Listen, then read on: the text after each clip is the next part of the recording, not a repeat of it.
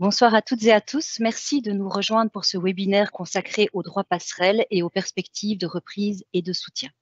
Avant d'entrer dans le vif du sujet et de céder la parole au président UCM, Pierre-Frédéric Nist, et à son invité, le ministre des Indépendants et des PME, David Clarinval, j'ai quelques informations pratico-pratiques à vous communiquer.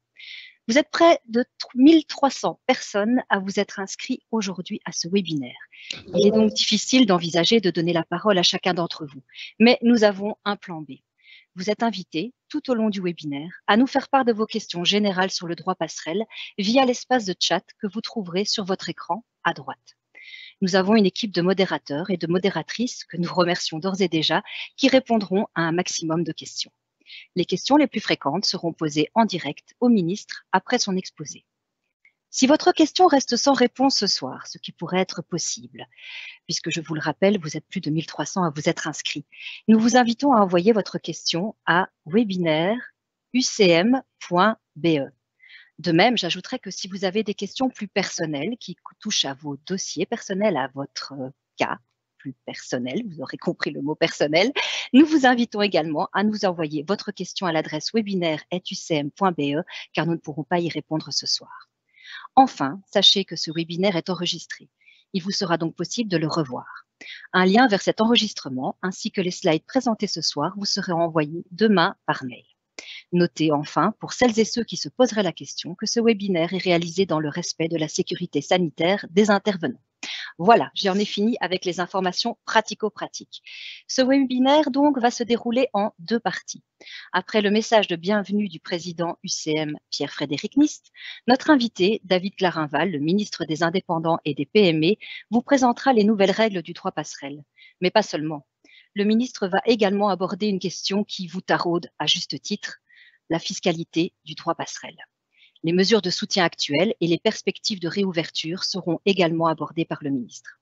Dans un second temps, nous serons dans un moment d'échange avec le ministre David Clarinval, le président UCM Pierre-Frédéric Nist et vous pour une séance de questions-réponses. Cette fois-ci, nous sommes prêts. Monsieur Nist, je vous cède la parole.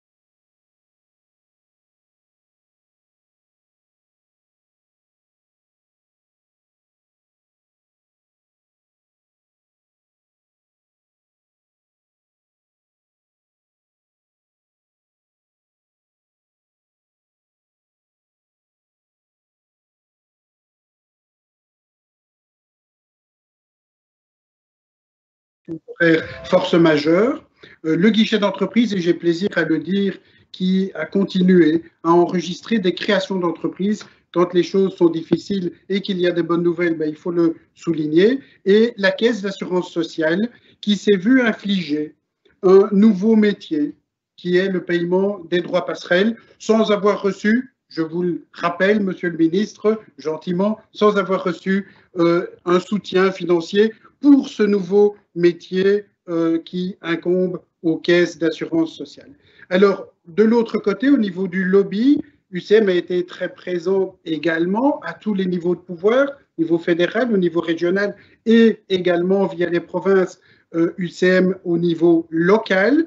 Nous avons un petit peu harcelé, il faut le dire, les ministres et les politiques pour pouvoir trouver finalement ce qu'il y avait de mieux pour un soutien pour ces indépendants et ces dirigeants de PME qui en avaient besoin. L'objectif était de combiner des aides ou des indemnités, on va plutôt parler d'indemnités, au niveau fédéral, au niveau régional, voire au niveau local, de combiner tout cela pour pouvoir traverser le mieux possible la crise. Alors, c'est compliqué, ça reste compliqué, monsieur le ministre, vous le savez, les coiffeurs ont pu rouvrir, ils vont rouvrir le 13 février.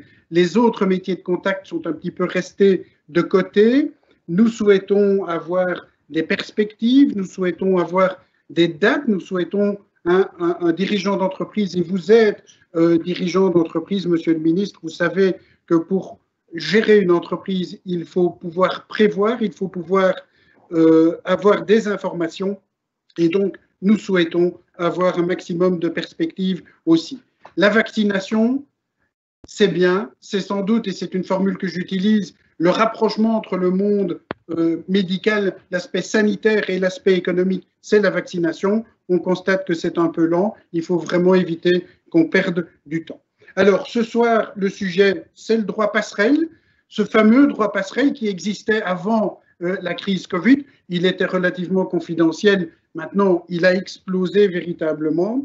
Ce droit passerelle, c'est l'allocation de chômage, entre guillemets, des indépendants. C'est une formule qu'on utilise souvent chez nous, c'est pour mettre de l'argent pour mettre des tartines sur la table, c'est de l'argent qui est destiné à nourrir l'indépendant et sa famille, ça c'est important. Il y a eu beaucoup de formules, c'est vrai que les caisses ont ramé, elles continuent à ramer, hein, il faut être très clair, ce sont des différents systèmes qui sont compliqués, on a changé, pour essayer de coller plus à la réalité, on a changé les systèmes, hein, droit passerelle de crise, droit passerelle de relance, de soutien à la relance, droit passerelle doublé, etc.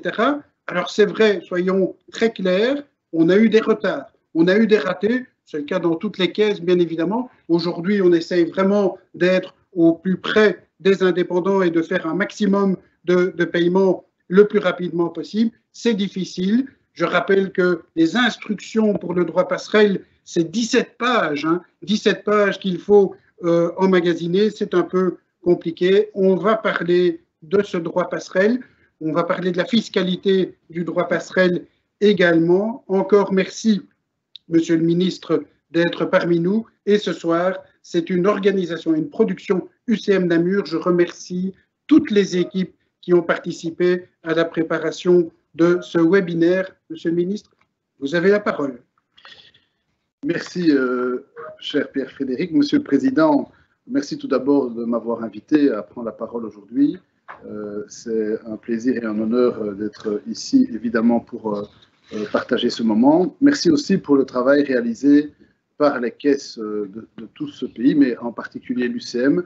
Ce n'est pas de la flatterie que de dire qu'en effet, il y avait 300 droits passerelles en fin de l'année 2019. On est passé à plusieurs centaines de milliers de passerelles qui représentent, bon an, mal an, presque 4 milliards d'euros qui ont été traités en cours de l'année 2020 et début de cette année 2021. Et donc, bravo et merci pour tout ce travail réalisé avec les autres caisses pour le bénéfice des indépendants qui vivent une situation, comme tu l'as dit, particulièrement difficile. C'était important de le dire. Et également, tu as dit que l'UCM a fait du lobby. Moi, je ne dis pas que c'est du lobby, c'est un partenariat, parce qu'en effet, la crise étant évolutive, il a fallu changer les règles à plusieurs reprises, il a fallu tenir compte de la situation, et c'est vraiment une bonne entente avec les partenaires sociaux et l'UCM en particulier qu'on a pu, en effet, modifier les choses et tenir compte au plus près des attentes pour pouvoir donner des réponses les plus circonstanciées possibles. Donc, merci pour tout cela. Donc, je vais, à la demande, me concentrer sur deux éléments aujourd'hui, principalement les règles en matière de droit passerelle, parce qu'en effet, c'est important qu'on puisse les rappeler, il y a beaucoup de choses à savoir. Et j'ai également prévu de manière plus rapide un aperçu de toutes les autres mesures qui sont prises au niveau fédéral. Je n'ai pas fait la liste des mesures régionales, mais je pourrais en dire un mot à la fin si tu me le permets. Donc, je vais commencer tout doucement la présentation. Voilà, donc simplement les mesures du droit passerelle plus les autres mesures. Alors, je vais d'abord, avant tout, essayer de donner la philosophie qui guide la réflexion que nous avons en tête actuellement, pas seulement au sein de mon cabinet, mais aussi au sein du gouvernement. L'idée est vraiment de dire, aujourd'hui, vu la situation, tous les secteurs qui sont encore à l'arrêt par décision publique ou qui sont dans une situation quasiment totalement à l'arrêt parce que ce sont des secteurs qui dépendent d'autres secteurs doivent pouvoir bénéficier de la double passerelle jusqu'à ce que l'on décide de réouvrir leur secteur. Donc ça, c'est vraiment l'idée que nous voulons mettre sur la table et que nous voulons défendre. Et ensuite, deuxième pilier, les entreprises qui redémarrent, qui ont la chance de pouvoir reprendre leur travail, elles ont droit, si elles ont une diminution de leur chiffre d'affaires de 40%, à pouvoir, même si elles ont repris leur activité, prétendre à une simple passerelle si elles ont perdu 40% de leur chiffre d'affaires sur la période de travail en question. Donc c'est vraiment ça l'idée, c'est d'accompagner jusqu'au bout les entreprises et même dans la reprise de leur activité pour faire face à cette crise historique. Ici, on rappelle les montants de la double passerelle, qui est en fait pour une prestation complète avec charge de famille, on est à 3 228 €. Pour une simple passerelle, une demi-prestation, on est à 1 614 et les montants sont un peu inférieurs si on est avec charge de famille. Ces montants sont identiques pour les passerelles simples ou les demi-prestations dans le cas où on a en effet le pilier 2. Ces chiffres sont connus, je ne vais pas l'appesantir longtemps, mais c'est vraiment ça le principe, la philosophie qui nous guide actuellement. Alors,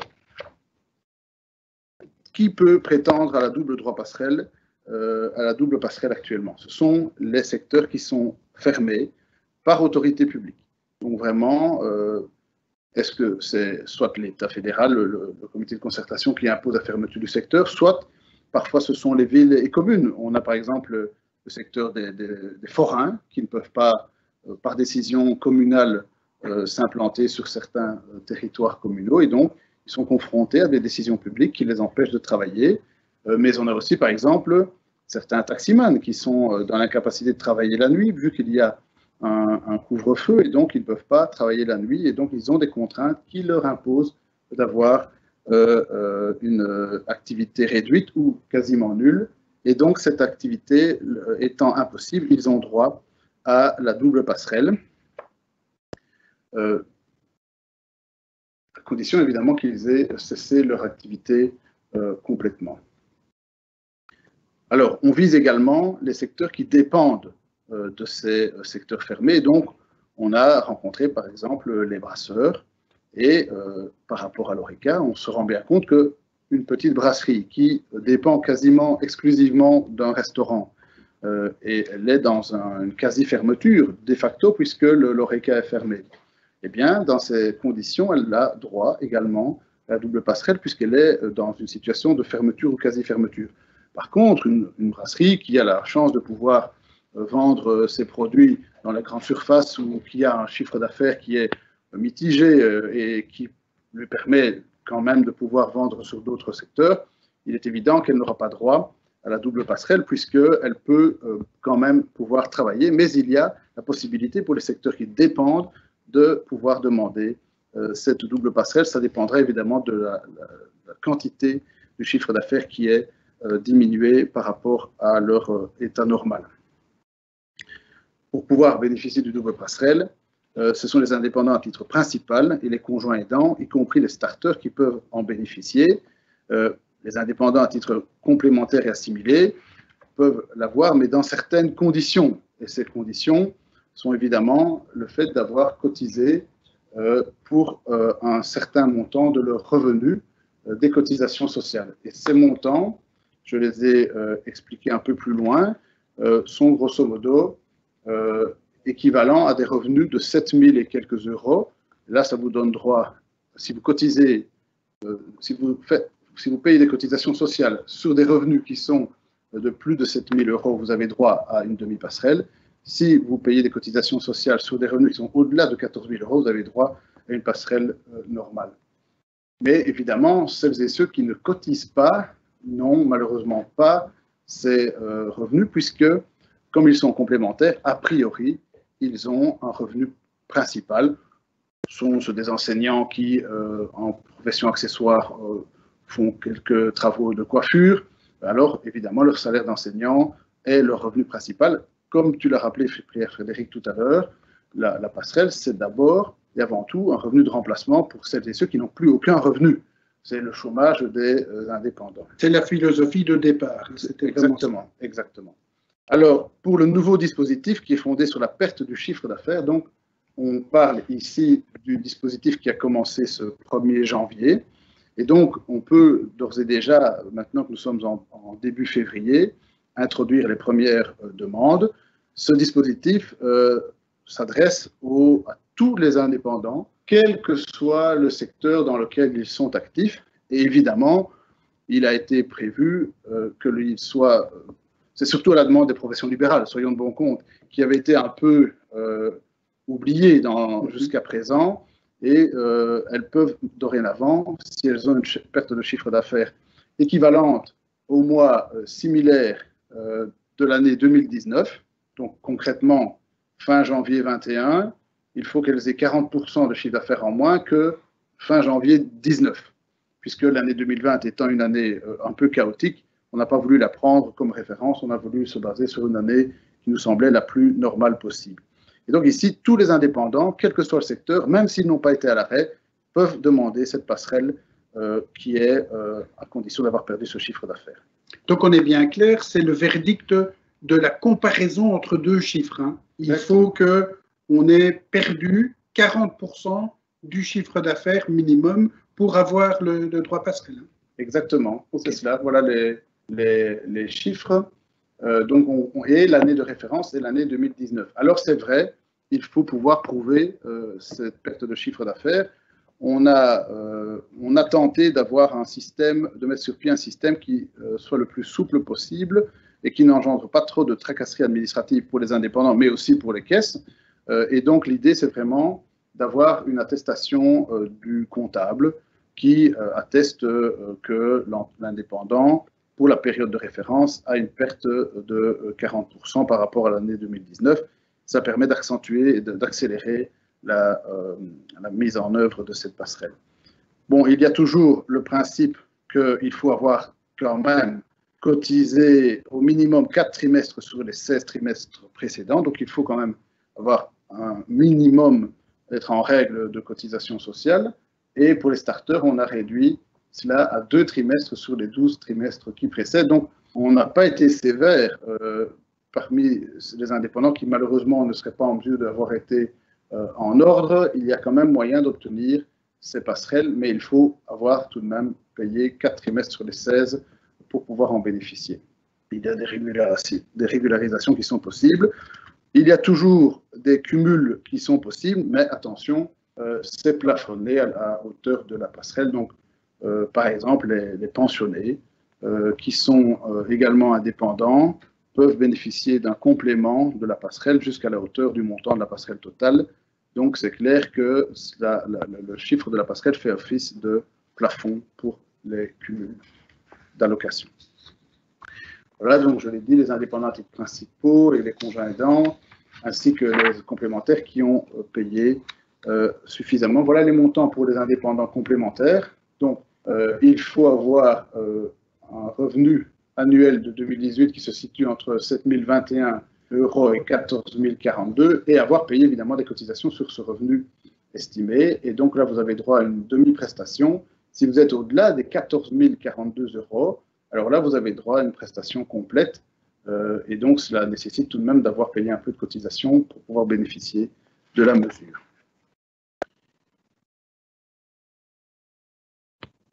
Donc ici, ce sont les mêmes informations, si ce n'est qu'il y a en effet le plafonnement dont j'ai parlé tout à l'heure qui est mis en place s'il y a un cumul avec d'autres revenus. Voilà, donc je passe au slide suivant. Alors, la difficulté que nous rencontrons, c'est qu'en fait, jusqu'à présent, les passerelles sont décidées chaque mois. Ça n'est pas confortable pour les indépendants, ça n'est pas confortable pour les caisses et ça n'est pas confortable pour le ministre non plus. Je vous avoue que aller chaque mois devant le Conseil des ministres et même au Parlement pour devoir demander un rabio d'un mois, c'est vraiment très embêtant. J'y suis allé ce matin et cela crée une incertitude pour les secteurs qui est vraiment préjudiciable. Et donc, j'ai obtenu récemment du gouvernement que l'on puisse maintenant prolonger mois par mois via une décision d'arrêté ministériel délibéré en Conseil des ministres. Donc, on ne doit plus passer chaque fois au Parlement, ce qui va nous permettre d'aller plus vite et donc d'informer plus rapidement les caisses que la décision est prise, qui elles-mêmes pourront ensuite informer plus rapidement les indépendants. Je crois que cela donne une perspective, ça rassure un peu les indépendants, mais la situation a nécessité des modifications législatives assez importantes. Jusqu'aujourd'hui, on est en mesure de pouvoir garantir sans problème jusqu'au 31 mars la mise à disposition des passerelles. Comme je vous l'ai dit dans mon introduction, la philosophie qui me guide aujourd'hui, c'est vraiment de pouvoir assurer à tous les indépendants qui sont fermés qu'ils bénéficieront de la double passerelle jusqu'à ce qu'ils puissent ouvrir, en sachant évidemment que je souhaite qu'on ouvre le plus vite possible et qu'il y ait de moins en moins d'indépendants qui soient dans cette situation. Mais c'est vraiment ça l'idée, et de leur permettre de reprendre et d'avoir l'accès à la passerelle de soutien qui est mise en place s'ils ont une diminution de chiffre d'affaires de 40%. Donc c'est vraiment la volonté d'aller le plus vite possible, mais de ne laisser aussi personne au bord du chemin. Ce serait injuste, Pierre-Frédéric, que par exemple, j'invente, le 31 juillet, on décide, ben voilà, on arrête la double passerelle, et qu'il y ait par exemple certains secteurs, j'y pense à l'événementiel, parce que c'est sans doute le secteur qui sera impacté le plus longtemps, qui se retrouvent, alors que si on les autorise à ouvrir qu'en octobre ou en septembre, je n'ai pas de date qui n'est pas le double passerelle jusqu'au bout. Donc ce serait injuste et je trouve que cela ne peut pas avoir lieu. Et donc on en parle pour le moment au sein du gouvernement. J'espère pouvoir annoncer ces décisions comme étant acquises rapidement. Alors, je voudrais aborder un élément dont on ne parle pas beaucoup, mais qui peut être très intéressant pour les indépendants, c'est les quarantaines et l'isolement. Donc, on peut maintenant octroyer des droits passerelles quand l'indépendant est isolé ou en quarantaine. Donc, un indépendant qui est mis en quarantaine parce qu'il a le Covid ou parce qu'il y a un risque de Covid peut demander une indemnité.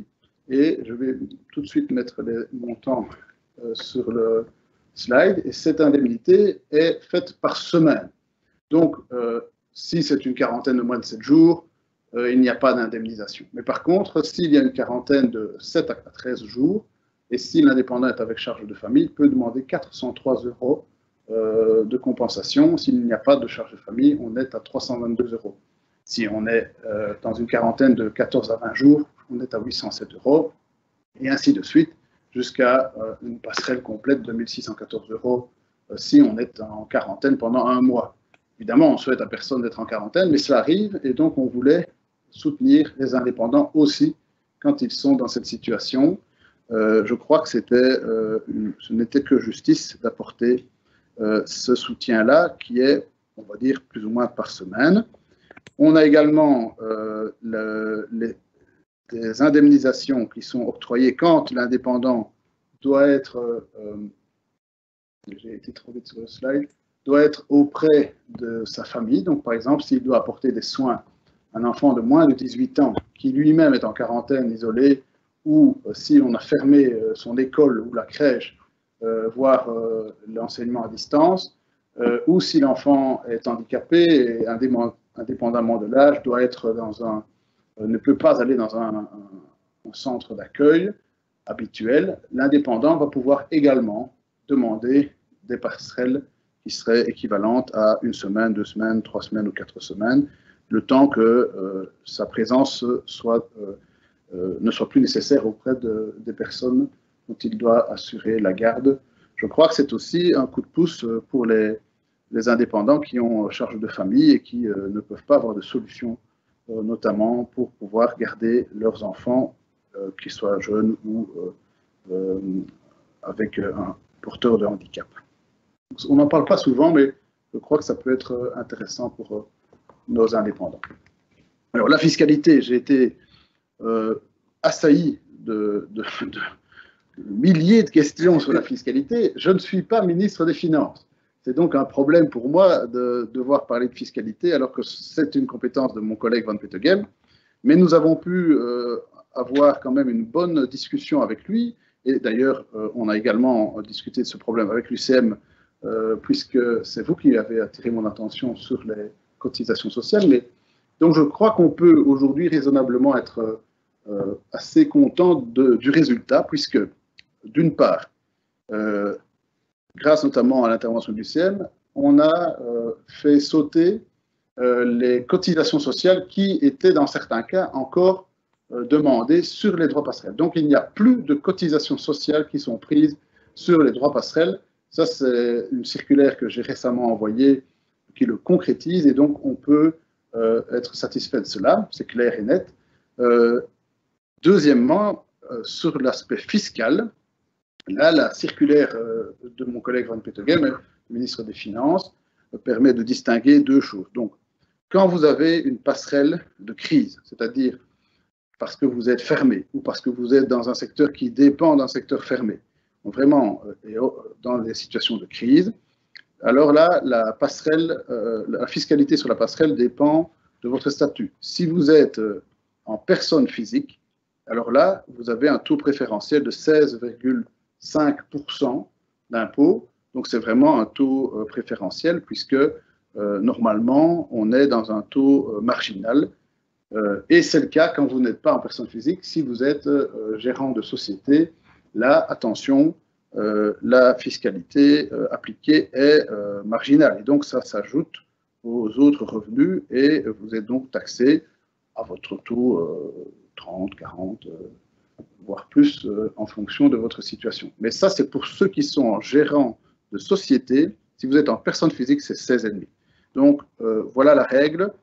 Pour les autres passerelles, donc les passerelles de crise en interruption forcée, donc, ou les passerelles de reprise, là, on a une fiscalité progressive et marginale. Donc, le taux de 16,5 ne s'applique vraiment que dans la passerelle simple de fermeture ou la double passerelle. Donc, que ce soit clair, c'est quand même un taux préférentiel qui est octroyé. Alors, pourquoi taxer? Je suis souvent interpellé. Pourquoi taxer une passerelle? C'est vrai qu'on peut se poser la question, mais les autres revenus de remplacement, une pension est également taxée, le chômage est également taxé, c'est le système fiscal belge. Alors, vous allez me dire, on pourrait changer ça. Oui, mais dans la précipitation actuelle et dans la crise Covid, c'est vraiment déjà pas mal d'avoir pu obtenir via circulaire un taux préférentiel quand vous êtes fermé. Ça sera partie sans doute d'un débat plus large qui sera mené au sein du gouvernement sur la fiscalité en Belgique. Vous savez que mon point de vue et mon parti pensons que la fiscalité sur le travail est bien trop, malgré le tax shift est encore trop importante, mais je crois que c'est un peu trop ambitieux de vouloir changer cela en pleine crise du Covid. Alors, malheureusement, il y aura des indépendants qui vont faire faillite. Je ne le souhaite pas, j'espère qu'il y en aura le moins possible, mais bon, il faut être aussi réaliste. La situation est tellement difficile que certains indépendants ne pourront pas sortir de cette crise sans faire faillite. Et donc, ici aussi, il y a un droit passerelle qui est présent pour les indépendants qui font faillite. Et donc, il faudra le demander, mais c'est une... je me trompe de slide. C'est une possibilité qui est offerte aux indépendants qui seront dans cette situation. Et donc, on a assoupli les règles qui permettent aux indépendants qui font faillite de pouvoir accéder à la passerelle. Il y avait toute une série de formalités qui étaient un peu trop rébarbatives, qui sont assouplies et qui permettront à ces personnes de quand même bénéficier d'une droit passerelle qui leur permettra de se retourner et de pouvoir faire le point et envisager un nouvel avenir tout en étant soutenu financièrement sans être abandonné.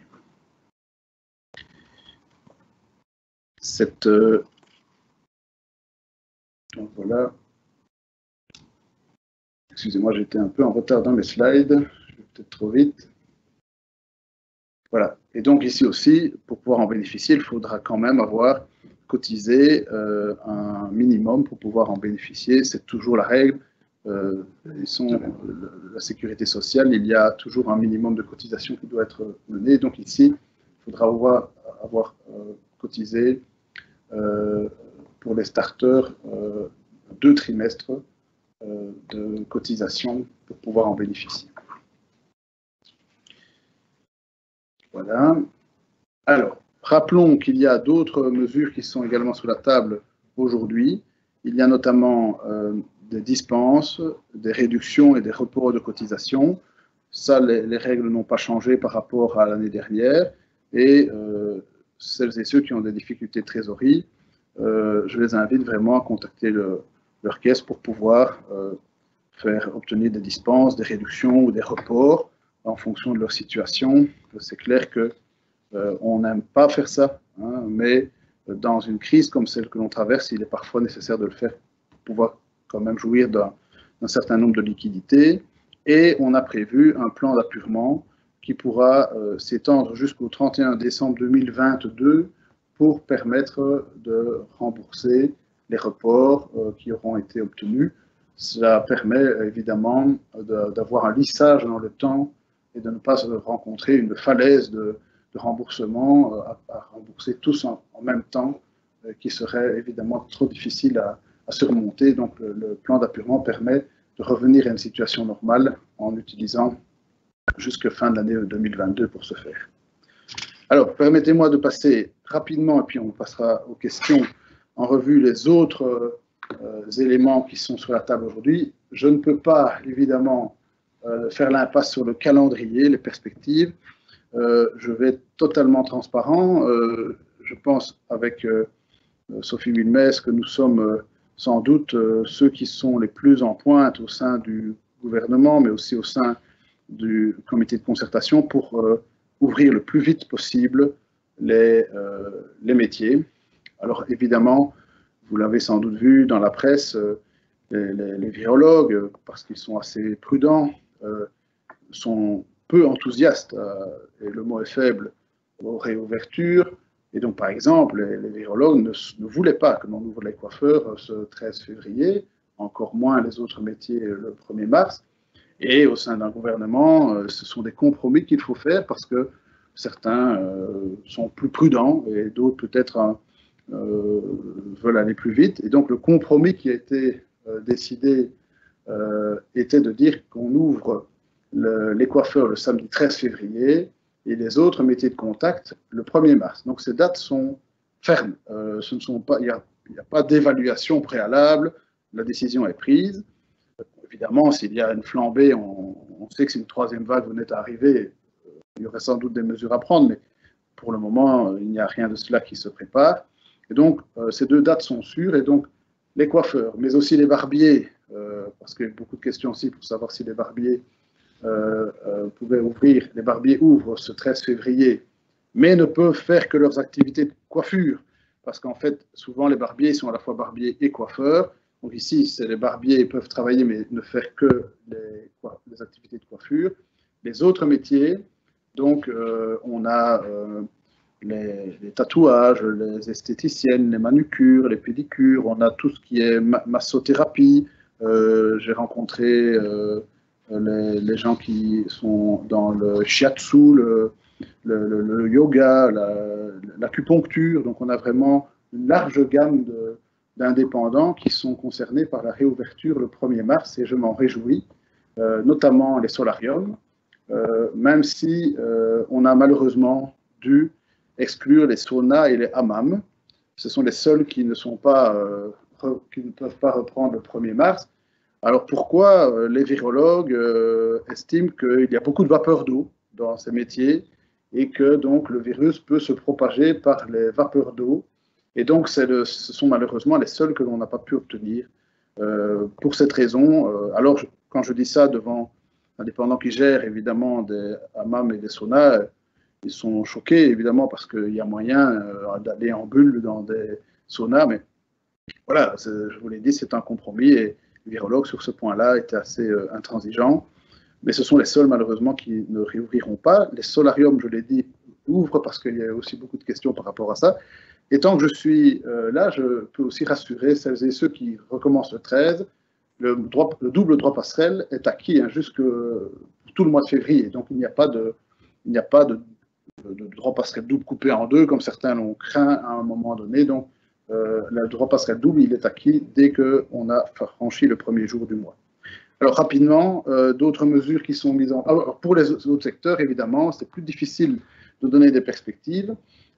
Et donc le 26 février, les virologues, le GEMS, a été chargé de venir devant le comité de concertation et de nous donner une feuille de route avec des dates ou en tout cas des périodes où on pourrait espérer pouvoir rouvrir les secteurs qui restent. Donc, par exemple, évidemment, l'ORECA, on a tout le secteur en lien avec les activités récréatives, on a bien sûr l'événementiel, le culturel, donc c'est les forains, ces secteurs malheureusement n'ont pas de date et on espère pouvoir leur donner quand même quelques perspectives le 26, en sachant que la feuille de route qui est demandée aux virologues doit tenir compte à la fois des chiffres de l'épidémie, mais aussi de l'évaluation de la stratégie de vaccination. Et ça n'est pas non plus une sinécure, et donc ces éléments-là entreront dans la proposition qui sera faite par les virologues, et comptez en tout cas sur moi pour que l'on ne soit pas béatement devant les dates qui seront proposées.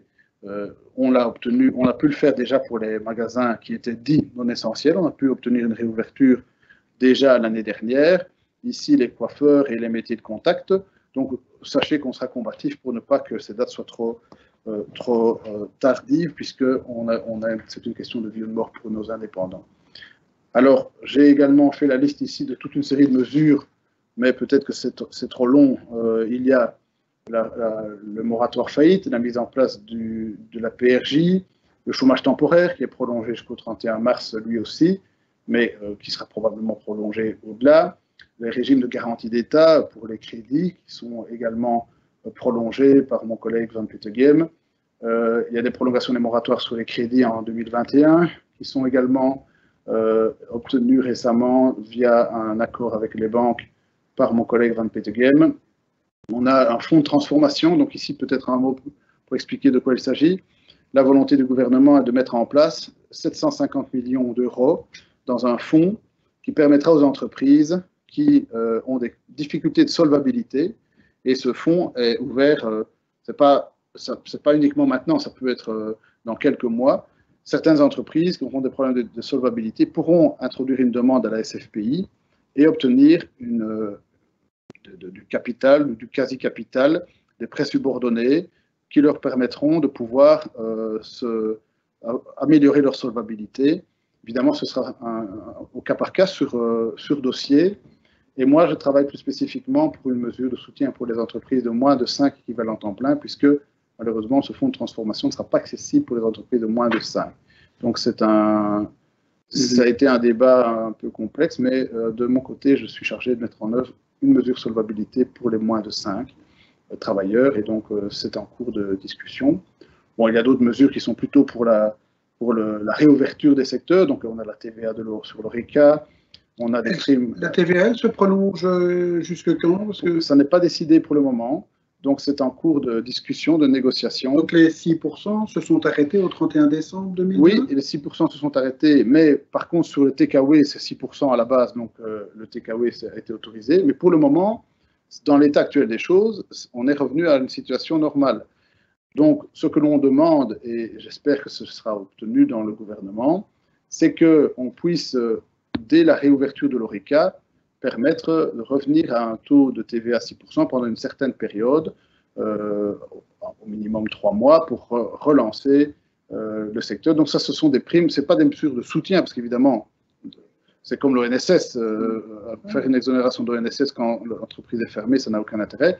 Par contre, ce sont des mesures qui sont intéressantes et qui pourraient être mises sur la table quand les secteurs pourront ouvrir leurs portes. Donc on a, par exemple, aussi une prime à l'emploi pour le secteur du voyage, prise en charge également des vouchers. Toutes ces mesures sont en cours de finalisation et je pense qu'on pourra les annoncer dans les jours qui viennent. On a, vous vous rappelez qu'on avait obtenu une exonération de l'ONSS pour le 3e trimestre 2020 pour les secteurs fermés et dépendants. Donc on espère pouvoir obtenir de nouveau, pas des reports de l'ONSS, mais une exonération comme on l'avait eu l'année dernière, pour les secteurs qui se relancent. Donc, ce sont des dossiers qui sont dans les cartons du gouvernement et qui, je l'espère, pourront être annoncés prochainement, avant évidemment la réouverture de ces secteurs. Il y a une compensation de la prime de fin d'année pour le secteur ORECA. Ça avait été fait pour 2020, mais faudra penser à cela aussi pour notamment les PQ de vacances et en 2021. Donc, il y a eu des délais de report pour les primes d'assurance qui viennent d'être discutés par mon collègue d'Hermagne.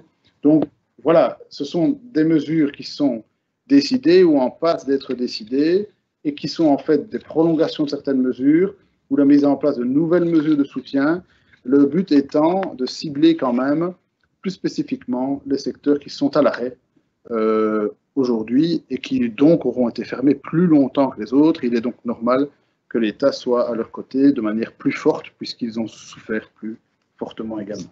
Voilà, j'espère ne pas avoir été trop long et avoir pu présenter les choses de manière la plus claire possible. Merci, Monsieur le Ministre. Merci, David. Un ministre combatif avec toutes ces mesures.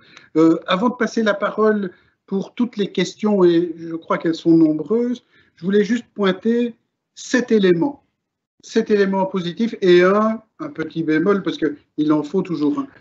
Premier élément positif, on va vers un droit passerelle 2021 qui est quand même simplifié. Ça, je pense que c'est un élément qui est tout à fait fondamental. Deuxièmement, le droit passerelle double est garanti tant qu'il y a des fermetures.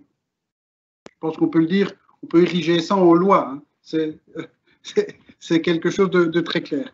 Troisième point, pas de cotisation sociale sur le droit passerelle. Ça, je pense que ça a été dit. Ça nous a rassurés, c'est vrai. Quatrième point, une taxation particulière, puisque le taux de 16,5%, c'est ce qu'on appelle un taux distinct.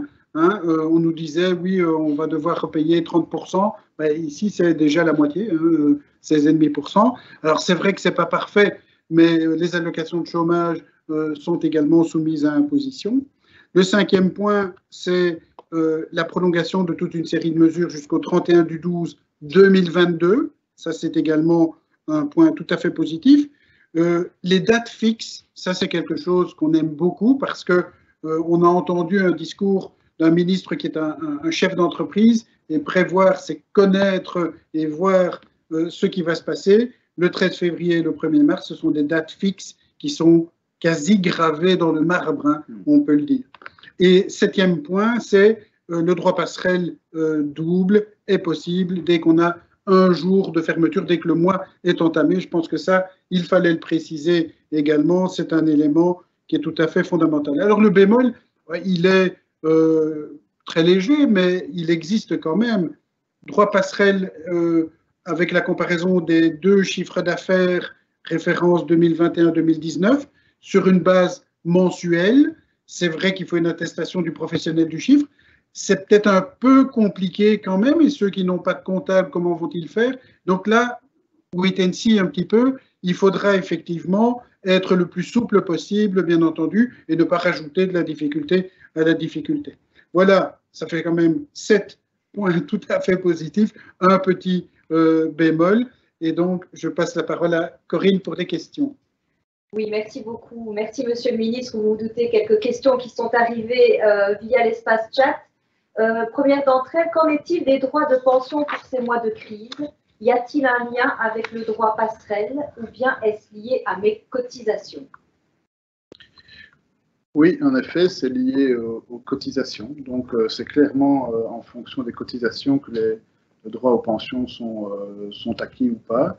Et donc, dans certains cas, même quand on demande des réductions, on garde ses droits aux pensions. Par contre, dans certains cas, là, on perd ses droits. Donc, il faut être attentif. Si on demande une exonération, par exemple, là, il faut être attentif que là, la période exonérée ne permet pas d'avoir des droits à la pension. Par contre, ce sont des reports ou des assouplissements, là, cela le permet. Donc, c'est vraiment dû aux cotisations. Merci. Merci, Monsieur le Ministre. On a une deuxième question. Pouvez-vous rappeler le délai normal pour le droit passerelle? Mon droit passerelle de janvier est basé sur mon chiffre d'affaires de décembre, seulement en février. Non, ça c'est une erreur. Donc, voilà. Je vais peut-être réexpliquer parce que c'est vrai que c'est le bémol que Pierre-Frédéric me donne, et à juste titre, parce que c'est vrai que c'est un peu compliqué, mais on n'a pas pu trouver de solution qui était plus simple. Donc, donc on parle des droits passerelles qui sont acquis pour tous les indépendants, quel que soit le secteur, pas seulement ceux qui sont fermés, mais aussi par exemple les professions libérales. ils ont droit à une droit passerelle simple s'ils ont perdu 40% de leur chiffre d'affaires. Et on compare le mois de janvier 2021, donc ce mois de janvier ici, avec le mois de janvier de 2019. Et donc, ça n'a rien à voir avec le mois de décembre 2020. Ça, il ne faut pas tenir compte du mois de décembre, ça n'a absolument rien à voir. Pourquoi 2019? Parce que le mois de janvier 2020, bon, admettons, c'est encore un mois qui est probablement normal, mais à partir du mois de février et du mois de mars en 2020, ce fut chaotique. Et donc, on est revenu sur l'année 2019 qui nous semble une année normale. Et donc, pour cette personne, elle doit demander à son comptable si le chiffre d'affaires qu'elle a obtenu en janvier 2021 est 40% inférieur à son chiffre d'affaires de janvier 2019, alors elle peut demander une passerelle pour ce mois-ci. Alors, pour répondre au bémol de Pierre-Frédéric, c'est vrai que tous les indépendants ne font pas une comptabilité mensuelle, certains font une comptabilité trimestrielle, donc on permet évidemment, mais il faut avoir un peu de trésorerie pour le faire évidemment, certains peuvent attendre la fin du premier trimestre et de faire une déclaration pour les 3 mois en question, si c'est une complication administrative trop importante, de le faire par mois. Mais ceux qui veulent le faire par mois, normalement, tout est en place pour pouvoir y répondre mois par mois. D'accord, merci Monsieur le Ministre. On reste dans la même thématique. Hein, on voit qu'on a plusieurs questions de starters qui justement disent comment je peux prouver que mon chiffre d'affaires est moins important qu'en 2019 alors que je n'étais pas là en 2019. Est-ce que je peux me baser sur une autre période ou un business plan? Et dans le même registre, même si un peu plus difficile pour cette personne qui dit, voilà, moi en 2019, j'ai été soignée pour une maladie grave et mon activité était suspendue. C'est un peu la même question, puis-je me baser sur une autre période? Voilà. Non, malheureusement, on a pris comme référence l'année 2019, donc on ne sait pas prendre une autre période de référence. Pour les starters qui ne travaillaient pas en 2019, il y a des règles spécifiques. Et donc là, il faut vraiment prendre contact avec la caisse parce qu'il y a des calculs sur base des business plans qui sont établis pour voir si en fonction du business plan, on est dans les clous. Donc, pour les starters qui ont vraiment commencé très peu de temps avant la première vague et qui subissent de plein fouet la fermeture, là, il faut vraiment contacter leur caisse et donc l'UCM pour pouvoir faire ce calcul parce que c'est vraiment au cas par cas et sur base du business plan. Et donc, ça, c'est le plus simple pour répondre à cela. Alors, pour les personnes qui étaient malades en 2019, évidemment, là, c'est une situation très compliquée parce que leur chiffre d'affaires de 21 sera supérieur à leur chiffre d'affaires de 19. Maintenant, il faut voir si la maladie était ponctuelle sur un mois ou si c'était une maladie de longue durée. Et donc, si c'est une maladie ponctuelle, on fait des moyennes. À un moment donné, il y a des recalculs par moyenne trimestrielle. Donc, si malheureusement le mois de janvier ne permet pas d'obtenir une passerelle, mais que le mois de février, le mois de mars, le mois d'avril permettent, à un moment donné, l'INASTI, au moment du contrôle, pourra constater qu'en fait, c'est juste un effet de moyenne et que donc, c'est bon. Par contre, c'est vrai que si c'est une maladie qui a duré 6 mois et qu'il y a une perte de revenus pendant 6 mois, là, on est dans une situation qui est quand même plus compliquée. Donc. Et le principe, c'est d'être pragmatique, hein, c'est d'avoir vraiment une vision de la situation aujourd'hui par rapport à une situation de référence. Donc moi, j'incite bien sûr l'INASTI à être assez ouvert par rapport à ce type de situation. Dans l'exemple de la personne, sans doute que l'année 2018 est tout à fait révélatrice de l'activité, alors que 2019 est tout à fait accidentelle. Mais ça, il faudra voir, mais il faudra inviter l'INASTI à être justement pragmatique parce que sinon, on va avoir des effets indésirables. Mais je pense fondamentalement que ça doit être faisable. Oui, l'idée, c'est vrai qu'il y a des cas spécifiques. On a malheureusement des situations très, très spécifiques. Donc, quand il y a des situations comme celle-là, il ne faut vraiment pas avoir peur d'en parler avec sa caisse, mais aussi avec l'INASTI ou même avec le cabinet. Donc, on a parfois donné des interprétations à des situations qui étaient vraiment difficiles. Et par exemple, en effet, les comparaisons avec une année précédente ou une moyenne sur l'année sera peut-être une manière de trouver une solution dans des situations aussi difficiles que celle-là. Merci, Monsieur le Ministre. J'ai une autre question. Qu'en est-il des freelances? J'ai depuis plusieurs mois une baisse de mes missions et je n'avais, fin 2020, droit à rien comme aide. À quoi ai-je droit?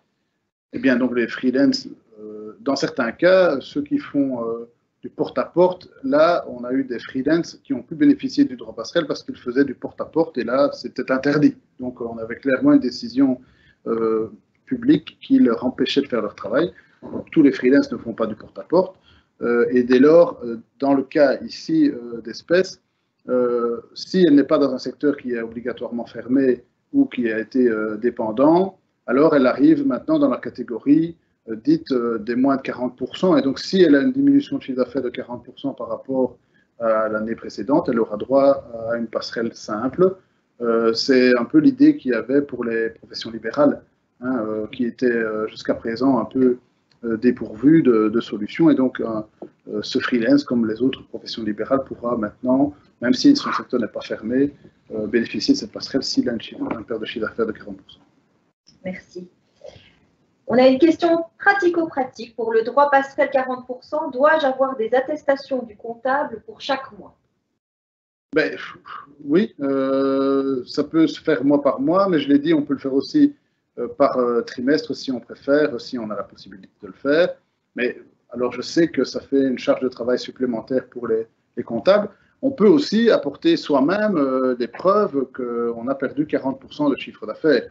Mais par facilité, beaucoup d'indépendants, je pense, demanderont à leur comptable de le faire, mais ils peuvent le faire eux-mêmes s'ils se sentent capables de le faire. La preuve est libre, hein, comme on dit. On peut fournir tout ce qu'on a comme élément. C'est plus facile si on a un comptable, si on a un professionnel du chiffre, mais c'est à chaque dossier introduit. Si c'est mensuellement, c'est à chaque dossier. Celui qui attend le trimestre, ben, il aura une fois pour le trimestre besoin d'un passage chez son comptable.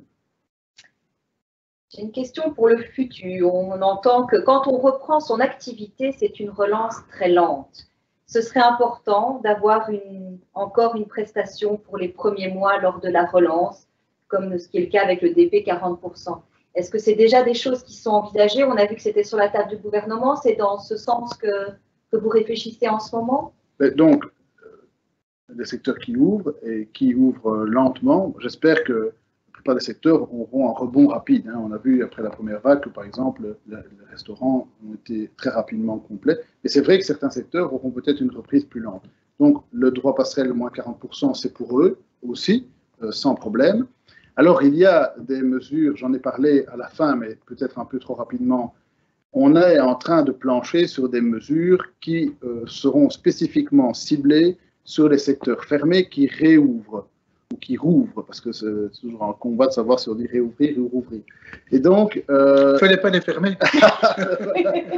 Et donc, mais c'est vrai, c'est une bonne réponse. Et donc, ces mesures sont par exemple une exonération de cotisation au NSS pour les 3 premiers mois de la réouverture. Ou alors, par exemple, une diminution de TVA dans l'ORECA pour les 3 premiers mois de la réouverture, ou plus. Et donc, on est en train de plancher sur un plan de réouverture qui vise spécifiquement les secteurs fermés pour leur redonner un coup de boost vraiment à ce moment-là, parce qu'en effet, ils ont besoin aussi de trésorerie, même ne fût-ce que pour se relancer. Un restaurant va devoir acheter de nouveau des fournitures, il va devoir reprendre ses travailleurs, donc il y a des coûts fixes redémarrent très rapidement. Et donc, mais attention, ces mesures ne sont pas encore décidées, donc que ce soit clair, on travaille dessus, je pense que raisonnablement, on devrait pouvoir aboutir à des solutions, mais c'est trop tôt pour les annoncer comme étant acquises. Merci.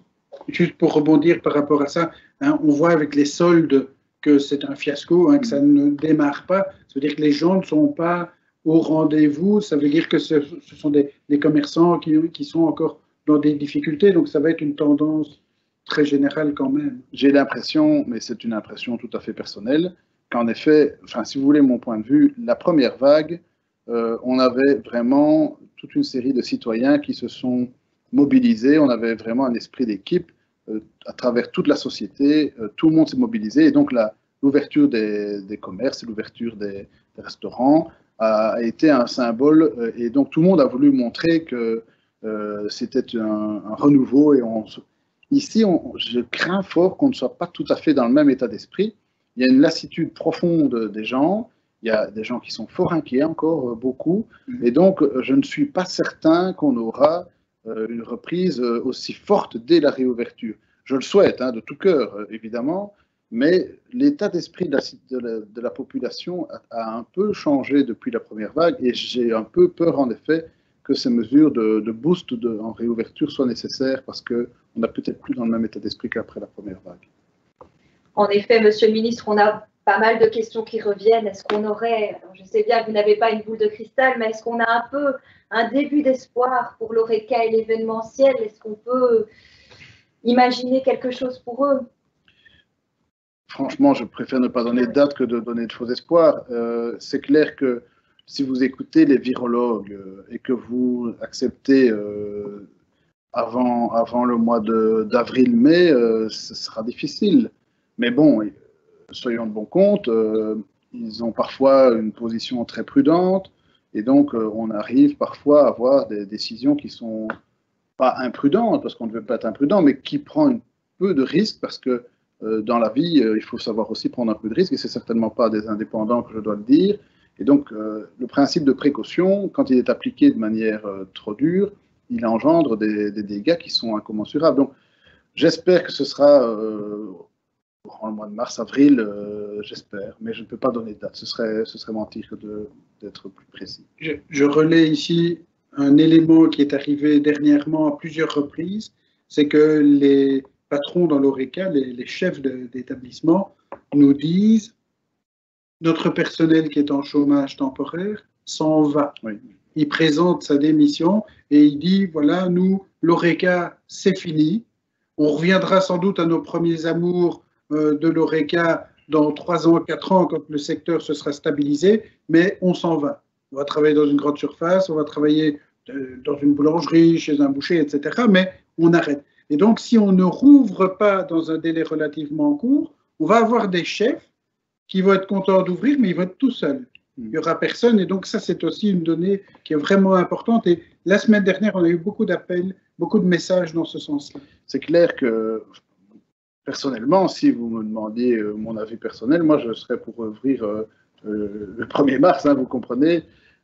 Et ça, comptez sur moi et sur Sophie Wilmès pour pouvoir être le plus rapide possible. Chaque jour perdu est un jour de trop. Donc nous, on est vraiment pour une ligne très offensive quant à la date de réouverture, mais nous ne sommes pas seuls et les virologues sont quand même fort soutenus aussi au sein du gouvernement, soyons de bon compte. Donc c'est un compromis. Moi, j'espère vraiment qu'on n'attendra pas le mois de mai et que ce sera avant le mois de mai qu'on pourra réouvrir l'ORECA et une partie des activités, notamment récréatives, parce qu'on les oublie aussi, mais vous avez toute une série d'activités. Enfin, moi, je n'arrive pas à comprendre pourquoi un karting est fermé. Hein. Vous savez m'expliquer pourquoi. Le club de tennis, ça n'a aucun sens. Le type qui fait du karting, il a une cagoule et un casque. Hein. Donc, pour pouvoir être contaminé, il faut quand même être fort. Et donc, il y a des choses qui sont quand même un peu incompréhensibles dans le chef des virologues. Et donc, comptez sur nous pour pouvoir leur mettre quand même devant parfois leurs contradictions. Merci. Il y a un gros problème qui reste encore, Monsieur le Ministre, par rapport au loyer. Beaucoup de commerçants, vous le savez, ce ne sont pas les seuls, en parlent. On sait qu'il y a des actions qui ont été menées par le gouvernement flamand ou le gouvernement bruxellois. Que peut faire le gouvernement? Est-ce que le gouvernement fédéral peut intervenir? Est-ce qu'il y a encore autre chose qui peut être mis en place par rapport à cette problématique? Alors, le bail commercial, hein, c'est une compétence régionale. Donc, en tant que ministre fédéral, j'aurais facile de vous dire ce sont les 3 régions qui doivent se débrouiller. Et en effet, on voit que les régions réagissent différemment.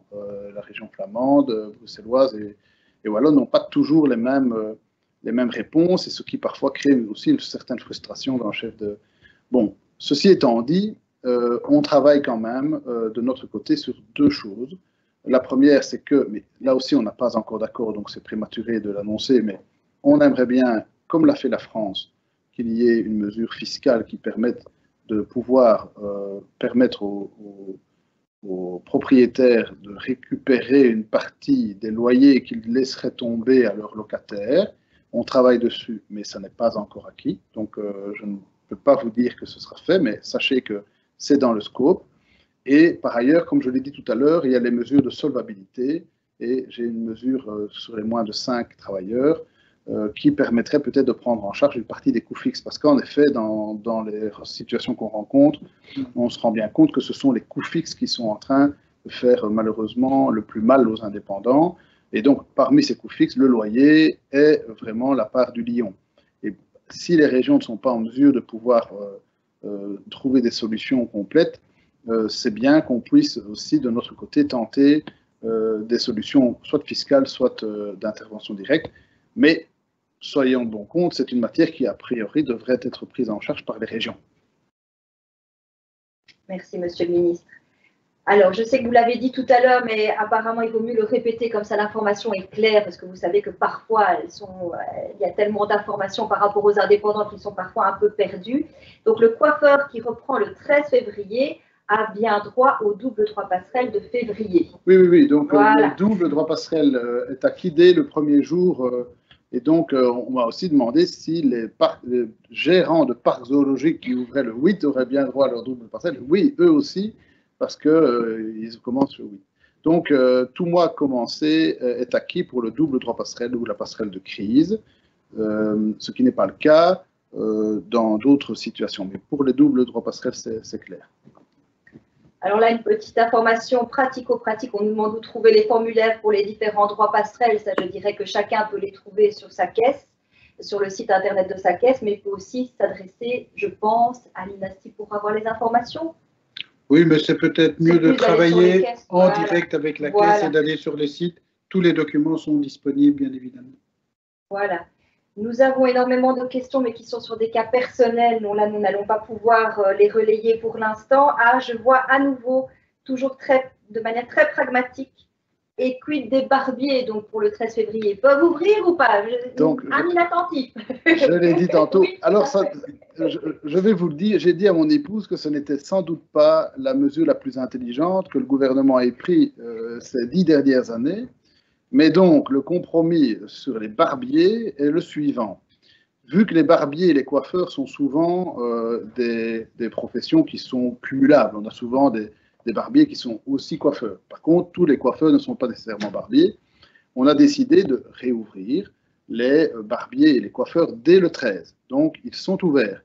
Cependant, dans les protocoles qui permettent la réouverture des coiffeurs, il faut un masque chirurgical pour le coiffeur, mais aussi pour le client. Et donc, c'est difficile pour un barbier de faire une barbe à quelqu'un qui a un masque chirurgical. Donc, le barbier peut être ouvert, mais pour couper les cheveux. Et je sais que ça n'est pas vraiment logique, mais c'est comme ça. Ça permet quand même au barbier de pouvoir faire le travail de coiffure. Et on est en train de travailler pour la réouverture du 1er mars. Vous savez qu'il y a d'autres secteurs dans les métiers de contact qui vont réouvrir le 1er mars. Et donc, on va trouver une solution pour les barbiers. J'espère qu'on pourra enlever le masque des barbiers, des clients des barbiers à partir du 1er mars. Mais donc, oui, ils ouvrent, mais ils ne peuvent pas faire la barbe. Donc, ce sont des barbiers qui coiffent. Voilà, c'est ça. Les barbiers coiffeurs, et le 1er mars, on tombe les masques. J'espère. Okay. Ça, c'est clair. Je sais, hein, c'est triste, mais c'est comme ça. Là, c'est une question piège. Hein. Est-ce que dans la déclaration fiscale, il y a une case spéciale pour le droit passerelle? Mais on l'a dit tout à l'heure, dans certains cas, c'est la fiche 280, c'est ça. Donc ça, c'est quand vous avez le droit passerelle est inclus dans vos revenus et que vous êtes taxé au taux marginal. Par contre, quand c'est un revenu de remplacement, c'est une taxation qui est différente, mais je crois que ça, c'est une autre fiche. C'est une autre fiche, mais c'est surtout une autre catégorie. C'est une indemnité qui compense une perte totale ou partielle d'activité. Et pour justement avoir une taxation distincte, dans la déclaration, c'est bien précisé. Hein, taxable à 33%, taxable à 16,5%, voire encore à d'autres. Et donc, il suffit de trouver le bon endroit dans la bonne catégorie. Donc, ce n'est pas mis droit passerelle, ça c'est vrai, mais il y a quand même quelque chose qui permet de l'isoler. C'est un sujet en effet qui intéresse. Pouvez-vous rappeler les taux de taxation des droits passerelles? Donc, je vais les rappeler. J'invite aussi celles et ceux qui veulent être informés, outre leur caisse de l'UCM notamment, de ne pas hésiter à liker la page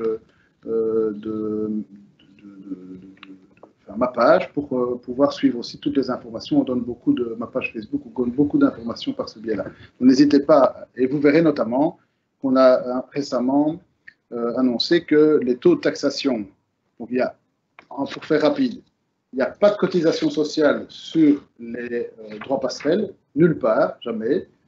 Par contre, pour les taxations, quand vous êtes en personne physique et que vous êtes dans une une passerelle double ou simple de crise, là, c'est 16,5%. Donc, c'est vraiment un taux préférentiel par rapport à ce qui est habituel. Pour tous les autres cas, quand vous êtes en gérant de société, là, c'est le taux marginal. Donc, c'est accumulé à vos revenus et c'est taxé au taux marginal. Mais donc, c'est un taux préférentiel quand vous êtes en personne physique et dans une passerelle de crise. Petite précision, puisqu'on est justement dans les rappels, le takeaway, hein, on a parlé que finalement, en 2021, il fallait arrêter de faire du takeaway. Finalement, ce n'est pas le cas. Voilà. On est bien d'accord, on peut continuer le takeaway. Oui. Ça fait partie des nombreuses fake news qui ont été distribuées au cours de cette deuxième vague. Donc, le takeaway est cumulable sans aucune perte de revenus, ni de droits passerelles, ni de fiscalité. C'est vraiment cumulable. Takeaway, click and collect aussi, hein, puisque par exemple, certains coiffeurs ont continué à vendre, par exemple, des produits s'ils avaient l'autorisation, évidemment. Donc, c'était toujours possible de faire ce click and collect. C'est la même chose, c'est le même traitement. Merci beaucoup. Si vous avez quelque chose à ajouter, c'est le moment, c'est l'instant avant que je passe encore quelques informations pratico-pratiques. En tout cas, merci Monsieur le Ministre pour cet exercice en live et sans filet. Bravo, merci. Un mot de la fin peut-être? Écoutez, moi je tiens à vous remercier pour cet exercice. En effet, il faut bien se rendre compte que la situation est difficile et soyez bien conscients que chaque jour qui passe, je suis en contact avec les indépendants. J'ai eu des appels tous les jours. Et je suis bien conscient de la détresse des secteurs fermés et même aussi des difficultés dans les secteurs qui sont pas nécessairement fermés mais qui ont des diminutions de chiffre d'affaires. Donc je suis vraiment bien conscient de la difficulté que vous traversez. J'ai été moi-même indépendant, donc je sais ce que c'est. Et n'hésitez vraiment pas à demander de l'aide, à demander des informations auprès de l'UCM, auprès du cabinet, auprès de l'INASTI. On est là vraiment pour vous aider. On essaye vraiment de pouvoir vous donner un maximum de possibilités pour traverser cette crise qui est malheureusement historique. Moi, je voudrais remercier Monsieur le Ministre, parce que présenter une matière comme ça, c'est fort technique, c'est pas évident. Et jouer le jeu des questions-réponses, comme ça, ce n'est vraiment pas évident. Donc, un tout grand merci. Et on a eu ce soir, et on le savait, hein, un ministre combatif. Et je pense qu'aujourd'hui, c'est vraiment ce qu'il faut pour les indépendants, les dirigeants de PME qui sont, comme tous les citoyens, en pleine crise. Merci encore. Et merci, je le redis aussi, merci à toutes les équipes et notamment à UCM Namur hein, qui a organisé ce webinaire. Merci à Corinne pour la présentation. Merci à tout le monde. Et un tout grand merci aussi, j'en profite, à tout le personnel de la Caisse qui est toujours confronté au quotidien aux demandes des indépendants. Ça fait du bien de penser à eux et de les remercier. Donc, je les remercie bien volontiers. Merci beaucoup. Justement, on nous dit qu'il y a beaucoup de questions concernant des cas personnels. Je vous rappelle en cette fin de webinaire que vous pouvez envoyer les questions à webinaire@ucm.be. C'est comme ça que vous pourrez obtenir des réponses si vous n'avez pas encore pu en obtenir ce soir. Voilà, nous sommes en tout cas arrivés au terme de ce webinaire. Merci à nos intervenants d'avoir accepté de participer à cet exercice. Merci à toutes celles et tous ceux qui ont permis la réalisation de cette rencontre virtuelle. Vous le verrez sur les slides, vous avez une liste de liens qui peuvent être intéressants pour obtenir des informations tant sur les aides existantes que sur le droit passerelle, tant sur les aides wallonnes que bruxelloises, et nous ajouterons d'ici demain, ou en tout cas dans le mail qu'on vous enverra, l'adresse donc pour la page Facebook du ministre, puisqu'apparemment c'est une source d'information à suivre. Et enfin, messieurs et mesdames qui avez accepté de nous rejoindre dans ce rendez-vous virtuel, merci à vous pour la qualité des échanges de ce soir. Très bonne soirée à toutes et à tous. Au revoir.